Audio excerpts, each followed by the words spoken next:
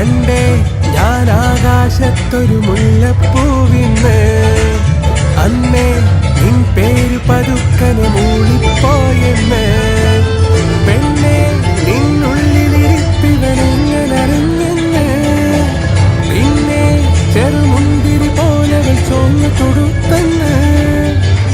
കിനാവിന്റെ കാന്താരിപ്പൂ എരിഞ്ഞേറത് കണ്ടേ ഞാൻ ആകാശത്ത്